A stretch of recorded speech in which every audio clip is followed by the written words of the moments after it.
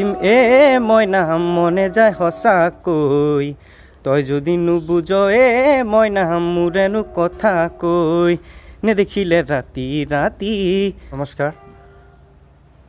পোনপ্ৰথমে সমূহ অসমবাসীলৈ ঈদৰ আন্তৰিক শুভেচ্ছা জ্ঞাপন কৰিলোঁ। আৰু পোনপ্ৰথমবাৰৰ বাবে মই মুকছুদ আলম খুৰাই লিখা গীত এটি মই আপোনালোকৰ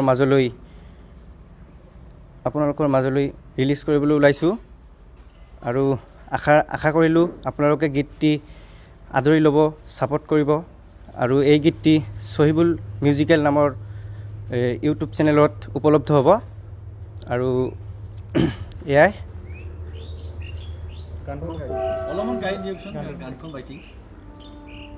ভৰ লুইতত জাপে দিম মইনা মনে যায় সঁচাকৈ তই যদি নুবুজ মইনা মোৰেনো কথা কৈ নেদেখিলে ৰাতি ৰাতি টোপনি নাহে ঐ তোৰে মিঠা হাঁহিটিয়ে আমনি কৰে ঐ কেতিয়াবা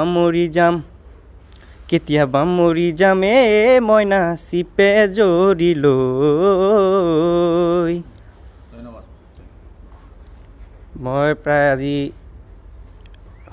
14-15 দিনমান হ'ল এই গীতটি মই প্ৰেক্টিছ কৰিয়ে আছোঁ, ঘৰত কৰিয়ে আছোঁ। মানে লকডাউন হোৱাৰ কাৰণে ৰেকৰ্ড কৰিব যাব পৰা নাছিলোঁ। তাৰপিছত এদিন হঠাৎ কৰি খবৰ আহিল, তাৰপিছত দিনাখন গৈ কেনে ৰেকৰ্ড কৰি আহিলোঁ। পোনপ্ৰথমবাৰৰ বাবে মই ইটোৱে গীত হয়, ভৰালুইত নামৰ গীতটো। অসমবাসীলৈ মই এয়াই ক'ব খুজিছোঁ, সমূহ অসমবাসী মোৰ গীতটি যাতে আপোনালোকে আদৰি লয়, আপোনালোকে ছাপোৰ্ট কৰিব। আৰু আপোনালোকে মোৰ চেনেলটো ছাবস্ক্ৰাইব কৰিব। আৰু আগন্তুক দিনত আপোনালোকৰ মাজত ধুনীয়া ধুনীয়া গীত লৈ আহিম। চাওক, পোনপ্ৰথমে আপোনালোকক সকলোকে ঈদৰ শুভেচ্ছা জ্ঞাপন কৰিছোঁ। 2-3 দিন ঈদৰ বাকী আছে। আৰু ঈদৰ এই শুভক্ষণত আজি আমাৰ ভাতিজাই হয়, তেখেতে চহিবুল ইছলাম, আৰু গীতটো লিখিছে মুকছুদ আলম, তেখেতে গীতটো লিখিছে। এই গীতটো আজি ইয়াত শুভ মুক্তি দিয়া হ'ল আপোনালোকৰ উপস্থিতিত। সঁচাকৈ মই আনন্দিত যে পোনপ্ৰথমবাৰৰ বাবে এই বাগিচা গাঁৱত এখন গীত মুকলি কৰা হ'ল আপোনালোকৰ উপস্থিতিত। আৰু হয়তো ইয়াত বহুতো উপস্থিত আছে, তেখেতসকলৰ উপস্থিতি ইয়াতে গীতটো মুকলি কৰা হ'ল। মই এটাই আশা যে অসমবাসীয়ে এই সুমধুৰ গীতটো যাতে আঁকোৱালি লয়, অসমবাসীয়ে যাতে গীতটো শুনি যাতে এই যি চহিবুল ইছলাম তেখেতৰ গীতক আঁকোৱালি লয়। আৰু অসমবাসীলৈ এটাই অনুৰোধ থাকিব যে তেখেতক যাতে দুৱা আৰু আশীৰ্বাদ দিয়ে, আগন্তুক দিনত যাতে ভাল ভাল গীত তেখেতে দিব পাৰে, ৰাইজক আগবঢ়াব পাৰে, তাৰ বাবে আমি অসমবাসীলৈ আহ্বান। পোনপ্ৰথমে সমূহ অসমবাসী ৰাইজলৈ ঈদৰ হিয়া ভৰা শুভেচ্ছা জনাইছোঁ। আৰু মই নতুন এটা গীত আজি শুভ মুক্তি দিবলৈ ওলাইছোঁ। গীতটো হ'ল ভৰালুইতত জাপে দিম। গীতটোত কথা মই মুকছুদ আলম আৰু লগতে হেকিম জান, আৰু সুৰ কৰিছে হেকিম জান, সংগীত কৰিছে অংকুৰে, আৰু নেপালী কথা আৰু কণ্ঠ দলমা। তাৰপিছত ধুনীয়াকৈ কণ্ঠদান কৰিছে শহীবুল।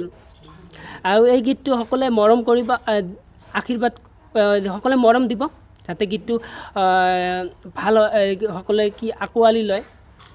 তাৰপিছত সকলোৱে আশীৰ্বাদ কৰিব, আগন্তুক দিনত যাতে ভাল ভাল গীত উপহাৰ দিব পাৰোঁ অসমবাসী ৰাইজলৈ। আৰু মোৰ লিখা আৰু পুৰণা গীতবোৰ শুনিব বিচাৰিলে মুকছুদ আলম অফিচিয়েল ইউটিউব চেনেলত গৈ চাব পাৰিব। অলৰেডি অসমীয়া বহুতকেইটা গীত লিখিছোঁ, শুভমুক্তিও দিছোঁ। বিগত 5 বছৰৰ পৰা এছামিজ সংগীত জগতত লিখা মেলা কৰি আছোঁ। আৰু এইবেলি নতুন গীতটো ভৰালুইতত জাপে দিম গীতটো আপোনালোকে শুনিব বিচাৰিলে শহীবুল মিউজিকেল ইউটিউব চেনেলটোত গৈ সকলোৱে ছাবস্ক্ৰাইব কৰিবলৈ নাপাহৰিব, আৰু যিমান পাৰে শ্বেয়াৰ কৰিব, আৰু যিমান পাৰে সকলোৱে মৰম আশীৰ্বাদ কৰিব। এইখিনি আৰু অলৰেডি মই 8টামান গীত লিখিলোঁ। তাৰ ভিতৰত ৰাকেশ ৰিয়ান গাইছে, গীতালি কাকতিও গাইছে, গীতালি কাকতি বাইদেউ, আৰু এনেকৈ বহুতে ৰেৱত চিত্ৰা এনেকৈ বহুতকেইটা। এইটো গীত লৈ বহুত আশাবাদী আছোঁ, আৰু গীতটো সকলো মৰম পাম বুলি বহুত আশাবাদী।